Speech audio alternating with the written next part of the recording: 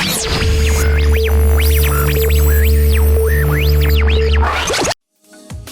guys, this is Ken from Vertibox, and you're watching another episode of the Marvel Heroes Leveling Guide. On this episode, we're going to take a look at Hawkeye. Like with all our guides, we're going to give you a brief overview of the character, let you know what skills are worth investing in, which skills are worth avoiding, and generally give you a sense of how that character plays in the game. Hawkeye is one of the free starter characters in Marvel Heroes, so this guide should be of pretty big interest to people who want to play Marvel Heroes but don't want to invest any money into the game. Unlike Scarlet Witch, who focused on ranged AoE damage, Hawkeye focuses on ranged single target damage, and he has a little bit of crowd control thrown into the mix, although not nearly as much as Scarlet Witch has. I gotta be honest with you guys, leveling as Hawkeye is an extremely painful experience. I even had more fun leveling up as Cyclops, and I'm sure you guys know how much fun I had doing that. It's almost as if Gazillion wanted to torture players, because even though he's known for ranged single target damage, there are heroes in the game that in the first 15 levels are doing more single target damage than Hawkeye. And when it comes to ranged AoE damage, Hawkeye is really terrible in this respect. When you get swarmed by say 6 or 8 or 10 enemies, you are going to wish you had an AoE attack. It's not that you're in any risk of dying, it's just that I find it extremely tedious to take down one enemy at a time, especially those hand ninjas that stun you in between your attacks. But for those people who put up with this crap and persevere, well, you're going to be rewarded with one of the best single target damage dealers in the game. So let's get into the skill trees. The first skill tree is called Archery, and it contains all of your basic attacks as well as many useful passive skills. The first attack is called Quick Arrow, and it does basically what it says. It shoots arrows 2.7 times a second. This will be your primary attack all the way to level 10, and the damage is not too bad, but it will be outclassed by future upgrades in the skill tree. Like with a lot of characters in Marvel Heroes, I highly recommend maxing this skill because each point gives a 2.5% damage increase to all of your basic attacks in the skill tree. The upgrade to Quick Arrow is called Twin Arrow, and like the name suggests, it will shoot 2 arrows at the same time. It's not really twice the amount of damage as Quick Arrow though, because it only has 2.1 attacks per second as opposed to 2.7. For example, at level 15, Quick Arrow is going to do 337 damage per second, while Twin Arrow is going to do 462. Still, it does do about 25% more damage, so I highly recommend maxing the skill and then using it as your basic attack. Precise Aim is a passive skill which boosts Hawkeye's critical hit chance. I see a lot of players on the forums picking this skill, and I'm not really sure why. Critical hit chance doesn't really work like it does in other games. You don't get any procs whenever you score a critical hit, and I haven't seen any gear to boost critical hit damage at all. You're forced to place one skill point here, which gives you a 2% critical hit chance bonus, and if you were to max this skill all the way to level 16, it'll boost your critical hit chance to 7, which gives you a difference of 5. So what does an extra 5% critical hit chance really give us? Well, in Marvel Heroes, critical hits deal 50% more damage compared to normal attacks. And if you're doing 5% more critical hits, that's only going to be a 2.5% increase to your overall damage. Any synergy on Hawkeye's skill tree will give an extra 2.5% more damage. However, with Precise Aim, you're going to have to invest 8 skill points to get the same net benefit. Maybe during the endgame there's some crazy critical hit damage gear I'm not aware of, but for leveling purposes, I can't recommend placing any points in this skill. The next passive is Vibranium Arrowheads, and it gives all of your attacks some defense penetration. Now, I'm not really sure what the difference is between defense penetration and defense reduction. However, I don't think it really matters, because beyond the first skill point, each additional point doesn't seem to really do all that much. I recommend placing just one point in this skill. Piercing Arrowheads is yet another passive which allows your arrows to pierce through a target and deal damage a certain percentage of the time. I have pretty mixed feelings on this skill.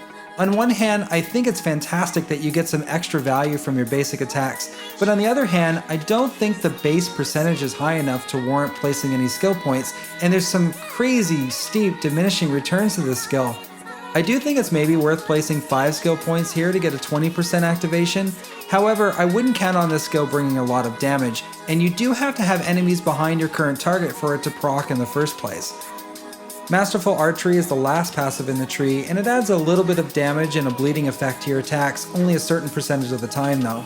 I think the damage increase is pretty mediocre for only happening 25% of the time, and the bleeding effect doesn't seem to do that much damage either, as you can see from the screen. 7 damage? Really? 7 damage?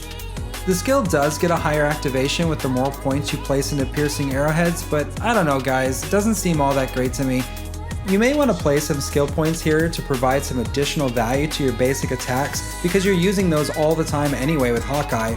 However, I gotta be honest with you guys, this skill was very underwhelming for me and I wish that the activation cost was well above 50%. Next we have the combat skill tree, which basically consists of Hawkeye's melee abilities and utility skills. Forceful Kick is a skill that does a lot of melee damage and also has a chance to stun the target. But like a lot of squishy range characters, you really don't want to be using a skill like this. That's practically suicide against some of the game's tougher bosses.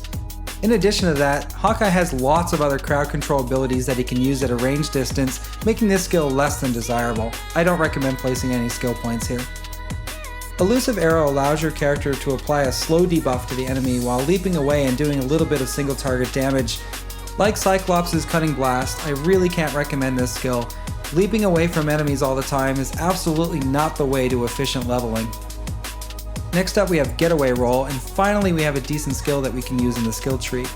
Like a lot of other characters' movement abilities, this will help you get around the map faster, it'll help you collect experience orbs and health orbs a lot quicker, and it will help you get out of gridlock because the game does have poor collision detection. I highly recommend placing one skill point here.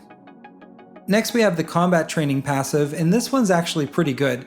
Combat Training will boost your character's dodge chance, physical defense, and mental defense, and while I don't think the boost to physical and mental defense is all that exciting, the 10% boost to dodge chance is absolutely amazing. I recommend placing one skill point here as soon as it unlocks. Lastly, we have the Trick Arrows tree, which covers Hawkeye's crowd control and ranged AoE damage skills.